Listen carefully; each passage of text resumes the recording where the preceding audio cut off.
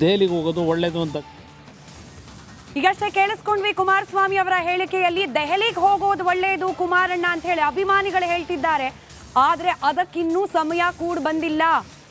ಸಂಸತ್ ಸ್ಪರ್ಧೆ ವಿಚಾರಕ್ಕೆ ಸಂಬಂಧಪಟ್ಟಂತೆಯೂ ಕುಮಾರಸ್ವಾಮಿ ಅವರು ಹೇಳಿಕೆಯನ್ನ ನೀಡಿದ್ದಾರೆ. ಅಭಿಮಾನಿಗಳು ಚುನಾವಣೆಗೆ ನಿಲ್ಲೋ ಬಗ್ಗೆ ಚರ್ಚೆ ಮಾಡ್ತಿದ್ದಾರೆ. ಸದ್ಯ ಈಗ ನಮ್ಮ ಮುಂದೆ ಆ ಆಯ್ಕೆ ಇಲ್ಲ ಅಂತ ತಿಳಿಸಿದ್ದಾರೆ ಕುಮಾರಸ್ವಾಮಿ. ರಿಪಬ್ಲಿಕ್ ಕನ್ನಡಕ್ಕೆ ಲಭ್ಯವಾಗಿರುವ ಮಾಹಿತಿಯ ಪ್ರಕಾರ ಒಂದೆರಡು ಕ್ಷೇತ್ರಗಳನ್ನ ಈಗ ಆಲ್ರೆಡಿ ಗುರುತಿಸಲಾಗಿದೆ. ಕುಮಾರಸ್ವಾಮಿ ಅವರು ಇಂಥ ಕ್ಷೇತ್ರದಿಂದ ಸ್ಪರ್ಧೆ ಮಾಡಿದ್ರೆ ಗೆಲುವು ಸುಲಭ ಅಂತ ಹೇಳಿ ಬಿಜೆಪಿಗರು ಕೂಡ ಇದಕ್ಕೆ ಪೂರಕವಾಗಿ ಹಾಗೆ ಇಂಥ ಕ್ಷೇತ್ರದಿಂದಲೇ ಸ್ಪರ್ಧೆ ಮಾಡಿ ಅಂತ ಹೇಳಿ ಕುಮಾರಸ್ವಾಮಿ ಅವರ ಜೊತೆಯಲ್ಲೂ ಕೂಡ ಚರ್ಚೆ ಮಾಡಿದ್ದಾರೆ ಅನ್ನೋ ಅಂಶವನ್ನ ಕಳೆದ 2 ದಿನಗಳ ಹಿಂದೆಯೇ ರಿಪಬ್ಲಿಕ್ ಕನ್ನಡ ಬ್ರೇಕ್ ಮಾಡಿತ್ತು. ಈಗ ಕುಮಾರಸ್ವಾಮಿ ಅವರು ಹೇಳ್ತಿದ್ದಾರೆ, ಹೌದು ಈ ರೀತಿಯ ಚರ್ಚೆ ಆಗ್ತಿರೋದು ನಿಜ, ಲೋಕಸಭಾ ಚುನಾವಣೆಯಲ್ಲಿ ಕಂಟೆಸ್ಟ್ ಮಾಡಿ ಅನ್ನೋ ಆಗ್ರಹ ಕೇಳೋಕ್ ಸಿಗ್ತಿದೆ. ಇನ್ಫ್ಯಾಕ್ಟ್ ಅಭಿಮಾನಿಗಳು ಕೂಡ ಅದನ್ನೇ ಆಗ್ರಹಿಸ್ತಿದ್ದಾರೆ. ಆದರೆ ಸದ್ಯಕ್ಕೆ ಕಾಲ ಕೂಡ ಬಂದಿಲ್ಲ. ಮುಂದಿನ ದಿನಗಳಲ್ಲಿ ಆ ಬಗ್ಗೆ ನಾನು ತಿಳಿಸ್ತೇನೆ. ಲೋಕ ಸ್ಪರ್ಧೆ ಬಗ್ಗೆ ಕೂಡ ಕುಮಾರಸ್ವಾಮಿ ದೆಹಲಿಯಲ್ಲಿ ನಡೆಸಿದ ಸುದ್ದಿಗೋಷ್ಠಿಯಲ್ಲಿ ಮಹತ್ವದ ಹೇಳಿಕೆಯನ್ನ ನೀಡಿದ್ದಾರೆ. ಡೀಟೇಲ್ಸ್ ನಮ್ಮ ಪೊಲಿಟಿಕಲ್ ಬ್ಯೂರೋ ಹೆಡ್ ವಿಜಯ್ ನೀಡ್ತಾ ಹೋಗ್ತಾರೆ. ಲೈವ್ ಕನೆಕ್ಟೆಡ್ ಇದ್ದಾರೆ. ವಿಜಯ್, 2 ಪ್ರಮುಖ ವಿಚಾರ. ಒಂದು, ಮೈತ್ರಿ ಫಾರ್ಮುಲಾ ವರ್ಕೌಟ್ ಆಗಿದೆ, ಯಾವುದೇ ಗೊಂದಲ ಇಲ್ಲ. ಮತ್ತೊಂದು, ತಾವು ಖುದ್ದಾಗಿ ಸಂಸತ್ ಪ್ರವೇಶ ಮಾಡ್ಲಿಕ್ಕೆ ಸ್ಪರ್ಧೆ ಮಾಡ್ತಾರ ಅನ್ನೋ ವಿಚಾರ. ಎರಡನ್ನ ಕೂಡ ಬಹಳ ಮುಖ್ಯವಾದ ವಿಚಾರಗಳನ್ನ ಪ್ರಸ್ತಾಪ ಮಾಡಿದ್ದಾರೆ ಇವತ್ತು ಕುಮಾರಸ್ವಾಮಿ. ಸ್ಮಿತಾ, ಮಹತ್ವದ ಬೆಳವಣಿಗೆಯಲ್ಲಿ ನರೇಂದ್ರ ಮೋದಿಯವರನ್ನ ಮಾಜಿ ಪ್ರಧಾನಿ ದೇವೇಗೌಡ ಮತ್ತು ಕುಮಾರಸ್ವಾಮಿ ಭೇಟಿ ಮಾಡಿರುವಂಥದ್ದು ಸಂಸತ್ ಭವನದ ಆವರಣದಲ್ಲಿ, ಅಂದರೆ ಅಲ್ಲಿ ಸಂಸತ್ ಭವನದಲ್ಲಿ ಇಲ್ಲಿ ಮೈತ್ರಿ ವಿಚಾರ ಸಂಬಂಧಪಟ್ಟಂತೆ ಸಾಕಷ್ಟು ಚರ್ಚೆ ಆಗಿರುವಂಥದ್ದು. JDS ಒಂದು ನಿರ್ಧಾರಕ್ಕೆ ಬಂದಿರುವಂಥದ್ದು. ಈ ಬಾರಿ ಕಾಂಗ್ರೆಸ್ ಅನ್ನ 1 ಡಿಜಿಟ್ ದಾಟಿಸಬಾರ್ದು ಅನ್ನುವಂಥ ನಿರ್ಧಾರಕ್ಕೆ ಬಂದಿರುವಂಥದ್ದು. ಈ ಹಿನ್ನೆಲೆಯಲ್ಲಿ ಬಿಜೆಪಿ ಮತ್ತು JDS ಎರಡೂ ಪಕ್ಷಗಳು ಕೂಡ ಒಟ್ಟಾಗಿ ಮೈತ್ರಿ ಮಾಡಿಕೊಂಡ್ರೆ ಯಾವ್ಯಾವ ಕ್ಷೇತ್ರಗಳನ್ನ ಹಂಚಿಕೆ ಮಾಡೋ ಸಂಬಂಧಪಟ್ಟಂತೆ ಒಂದು ರೀತಿಯಲ್ಲಿ ಸಮಾಲೋಚನೆ ಆಗಿರುವಂಥದ್ದು. ಇಲ್ಲಿ ಬಹಳ ಪ್ರಮುಖವಾದ ವಿಚಾರ, JDS ಇಷ್ಟೇ ಸೀಟ್ ಇಡಬೇಕಂತ ಪಟ್ಟನ್ನ ಹಿಡಿದಿಲ್ಲ. ಯಾವ್ಯಾವ ಕ್ಷೇತ್ರಗಳು ಗೆಲ್ಲಬಹುದು ಅನ್ನೋ ಸಂಬಂಧಪಟ್ಟಂತೆ ಪ್ರಧಾನಮಂತ್ರಿ ನರೇಂದ್ರ ಮೋದಿ ಅವರಿಗೆ ಒಂದಷ್ಟು ಮಾಹಿತಿಯನ್ನ ಕೊಟ್ಟಿರುವಂಥದ್ದು. ಮತ್ತು ಜೊತೆಗೆ ಮುಂದಿನ ಲೋಕಸಭಾ ಚುನಾವಣೆ ರಾಜ್ಯದಲ್ಲಿ ಯಾವ ರೀತಿ ಎದುರಿಸಬೇಕು ಅನ್ನೋ ಸಂಬಂಧಪಟ್ಟಂತೆ ಕೂಡ ಒಂದಷ್ಟು ರಣತಂತ್ರ ಭಾಗವಾಗಿ ಒಂದಷ್ಟು ಸಮಾಲೋಚನೆ ಆಗಿರುವಂಥದ್ದು. ಸ್ಮಿತಾ, ಬಹುತೇಕವಾಗಿ ಇದೇ ವಾರದಲ್ಲಿ, ಅಂದರೆ ಮುಂದಿನ ವಾರದಲ್ಲಿ ಸೀಟು ಹಂಚಿಕೆ ಅಂತಿಮ ಆಗುತ್ತೆ.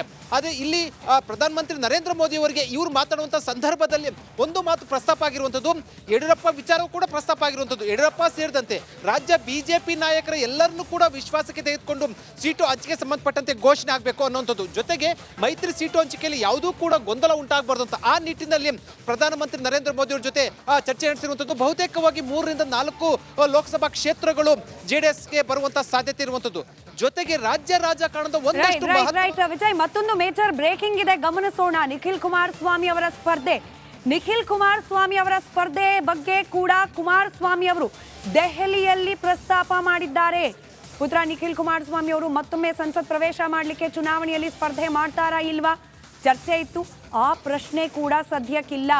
ಇಲ್ಲಿವರೆಗೂ ಕುಮಾರಸ್ವಾಮಿ ಅವರ ಚುನಾವಣಾ ಸ್ಪರ್ಧೆ ಬಗ್ಗೆ ಯಾವುದೇ ರೀತಿ ಚರ್ಚೆ ಆಗಿಲ್ಲ ಅಂತ ಹೇಳಿ ದೆಹಲಿಯಲ್ಲಿ JDS ರಾಜ್ಯಾಧ್ಯಕ್ಷ ಕುಮಾರಸ್ವಾಮಿ ಮಾತನಾಡಿದ್ದಾರೆ. ಮಂಡ್ಯದಲ್ಲಿ 2 ಬಾರಿ ಸೋತ ಅನುಕಂಪ ಇದೆ, ನಿಖಿಲ್ ನಿಲ್ಲಬೇಕು ಅಂತ ಜನ ಕೂಡ ಹೇಳ್ತಿದ್ದಾರೆ ಅಂತ ಹೇಳುವ ಮೂಲಕ ಪರೋಕ್ಷವಾಗಿ ಸ್ಪರ್ಧೆ ಮಾಡಿದ್ರೆ ಮಂಡ್ಯದಿಂದಲೇ ಮಾಡಬಹುದು ಅನ್ನೋದನ್ನ ಸೂಚಿಸಿದ್ದಾರೆ ಕುಮಾರಸ್ವಾಮಿ ಅವರು. 28 ಲೋಕಸಭಾ ಕ್ಷೇತ್ರದಲ್ಲಿ 2 ಪಕ್ಷಗಳ ಅಭ್ಯರ್ಥಿಗಳ ಪರವಾಗಿ ಚುನಾವಣೆಯಲ್ಲಿ ಪ್ರಚಾರದಲ್ಲಿ ಇರ್ತಾರೆ. ಅವ್ರ ಸ್ಪರ್ಧೆಯಲ್ಲಿ ಇರೋದಿಲ್ಲ ಅಂತಕ್ಕಂಥದ್ದು ಈಗಾಗಲೇ ಅವರೇ ನಿರ್ಣಯ ಮಾಡ್ಕೊಂಡಿದ್ದಾರೆ, ನನ್ನ ನಿರ್ಣಯ ಅಲ್ಲ. ಈ ಚುನಾವಣೆಯಲ್ಲಿ 28 ಕ್ಷೇತ್ರದಲ್ಲಿ ನಾನು ಪಕ್ಷದ ಸಂಘಟನೆಗಳಿಗೆ 2 ಪಕ್ಷದ ಅಭ್ಯರ್ಥಿಗಳ ಪರವಾಗಿ ನನ್ನ ಒಂದು ಕಿಂಚಿತ್ ಸೇವೆ ಸಲ್ಲಿಸಲಿಕ್ಕೆ ಸಿದ್ಧ ಇದ್ದೇನೆ ಅಂತಕ್ಕಂಥದ್ದು ಅವ್ರ ನಿರ್ಧಾರ. ನಿಖಿಲ್ ಕುಮಾರಸ್ವಾಮಿ ಅವರು ನಿಲ್ಲಬೇಕು ಅಂತಕ್ಕಂಥದ್ದು ಈ ಕ್ಷಣದವರೆಗೆ ಅವರಿಂದ ಯಾವುದೇ ರೀತಿಯಲ್ಲಿ ಆ ತೀರ್ಮಾನಗಳು. ನಮ್ಮ ಪೊಲಿಟಿಕಲ್ ಬ್ಯೂರೋ ಹೆಡ್ ವಿಜಯ್ ನೇರ ಸಂಪರ್ಕದಲ್ಲಿ ಕುಮಾರಸ್ವಾಮಿ ಅವರ ಇವತ್ತಿನ ಮಹತ್ವದ ಸುದ್ದಿಗೋಷ್ಠಿ ಬಗ್ಗೆ ವಿವರಣೆಯನ್ನ ನೀಡ್ತಾ ಇದ್ರು. ಪರೋಕ್ಷವಾಗಿ ಮಂಡ್ಯದಿಂದಲೇ ಮತ್ತೆ ಕಂಟೆಸ್ಟ್ ಮಾಡಿದ್ರೆ ಮಾಡ್ತಾರೆ ಅನ್ನೋದನ್ನು ಸೂಚಿಸ್ಬಿಟ್ರ ಕುಮಾರಸ್ವಾಮಿ ಅವರು ಅಂತ ಹೇಳಿ ವಿಜಯ್. ಸ್ಮಿತಾ, ಒಂದು ಅಂತೂ ಸತ್ಯ, ಕುಮಾರಸ್ವಾಮಿ ಅವರು ಈ ಬಾರಿ ಲೋಕಸಭಾ ಚುನಾವಣೆಗೆ ಸ್ಪರ್ಧೆ ಮಾಡುವ ಸಂಬಂಧಪಟ್ಟಂತೆ ಬಿಜೆಪಿಯಲ್ಲಿ, ಅದರಲ್ಲೂ ಕೂಡ ಪ್ರಧಾನಮಂತ್ರಿ ನರೇಂದ್ರ ಮೋದಿ ಅಂದರೆ ಬಿಜೆಪಿ ಹೈಕಮಾಂಡ್ ಅಲ್ಲಿ ಒಂದಷ್ಟು ಒಲವಿರುವಂಥದ್ದು. ಈ ನಿಟ್ಟಿನಲ್ಲಿ ಯಾಕಂದ್ರೆ ಅವರು ಒಂದಷ್ಟು ಸರ್ವೆ ಮಾಡಿರುವಂಥದ್ದು ರಾಜ್ಯದಲ್ಲಿ, ಅಲ್ಲಿ ಒಕ್ಕಲಿಗ ಲಿಂಗಾಯತ ಎರಡೂ ಮತಗಳು ಕೂಡ ಕ್ರೋಢೀಕರಣ ಆದರೆ ಬಿಜೆಪಿಗೆ ಅಂದ್ರೆ ಮೈತ್ರಿಗೆ ಅನುಕೂಲ, ಕಾಂಗ್ರೆಸ್ಗೆ ಕೌಂಟರ್ ಕೊಡ್ಬೋದು ಅನ್ನೋದು ಲೆಕ್ಕಾಚಾರ. ಅದರ ಭಾಗವಾಗಿ ಕುಮಾರಸ್ವಾಮಿ ಅವರನ್ನ ಲೋಕಸಭಾ ಚುನಾವಣೆಗೆ ಸ್ಪರ್ಧೆ ಮಾಡುವ ಸಂಬಂಧಪಟ್ಟಂತೆ ಒಂದು ಆಫರ್ ಅನ್ನೋಕ್ಕಿಂತ ಒಂದು ರೀತಿಯಲ್ಲಿ ಆ ರೀತಿ ಸಮಾಲೋಚನೆ, ಒಂದು ಸಲಹೆಯನ್ನು ಕೊಟ್ಟಿರುವಂಥದ್ದು. ಆದರೆ ಕುಮಾರಸ್ವಾಮಿ ಅವರು ಲೋಕಸಭಾ ಚುನಾವಣೆ ಸ್ಪರ್ಧೆ ಸಂಬಂಧಪಟ್ಟಂತೆ ಇನ್ನೂ ಕೂಡ ಅಂತಿಮ ನಿರ್ಧಾರವನ್ನ ತೆಗೆದುಕೊಂಡಿಲ್ಲ. ಯಾಕಂದ್ರೆ ಒಂದಷ್ಟು ರಾಜಕೀಯ ಲೆಕ್ಕಾಚಾರಗಳು ಇರುವಂಥದ್ದು. ಈ ಹಿನ್ನೆಲೆಯಲ್ಲಿ ತಮ್ಮ ಕುಟುಂಬದಿಂದ ಒಬ್ಬರಂದ್ರೆ ಪ್ರಜ್ವಲ್ ರೇವಣ್ಣ ಒಬ್ಬರು ಮಾತ್ರ ಇಳಿಸಬೇಕು ಅನ್ನೋ ಸಂಬಂಧಪಟ್ಟಂತೆ ಮಾತ್ರ ಇರುವಂಥದ್ದು. ಉಳಿದ 3-4 ಲೋಕಸಭಾ ಕ್ಷೇತ್ರಗಳಲ್ಲಿ ಬೇರೆಯವರನ್ನ ಇಳಿಸಿ ಗೆಲ್ಸ್ಕೊಂಡು ಬರಬೇಕು ಅನ್ನೋ ಲೆಕ್ಕಾಚಾರ ಇರುವಂಥದ್ದು. ತಾವು ಸ್ಪರ್ಧೆ ಮಾಡೋ ಸಂಬಂಧಪಟ್ಟಂತೆ ಇನ್ನೂ ಕೂಡ ತೀರ್ಮಾನ ಆಗಿಲ್ಲ. ಈ ಹಿನ್ನೆಲೆಯಲ್ಲಿ ಅದರ ಸಾಧಕ ಬಾಧಕಗಳ ಬಗ್ಗೆ ಸಮಾಲೋಚನೆ ಆಗ್ತಾ ಇರುವಂಥದ್ದು. ಆದರೆ ಒಂದೊಂದು ಸತ್ಯ, ಒಂದ್ ಕಡೆ ಕಾರ್ಯಕರ್ತರು ಮತ್ತೊಂದು ಕಡೆ ಬಿಜೆಪಿಯಿಂದ ಕೂಡ ಒಂದು ರೀತಿಯಲ್ಲಿ ಒತ್ತಡ ಇರುವಂತ ಹಿನ್ನೆಲೆಯಲ್ಲಿ ಏನ್ ತೀರ್ಮಾನ ತೆಗೆದುಕೊಳ್ತಾರೆ ಅನ್ನೋದು ಸದ್ಯಕ್ಕಿರುವಂತಹ ಕುತೂಹಲ. ಆದರೆ ಸದ್ಯಕ್ಕೆ ಲೋಕಸಭಾ ಚುನಾವಣೆ ಸ್ಪರ್ಧೆ ಮಾಡುವ ಸಂಬಂಧಪಟ್ಟಂತೆ ಸಾಧ್ಯತೆ ಕಡಿಮೆ ಅಂತ ಹೇಳಾಗ್ತಾ ಇರುವಂಥದ್ದು ಸ್ಮಿತಾ.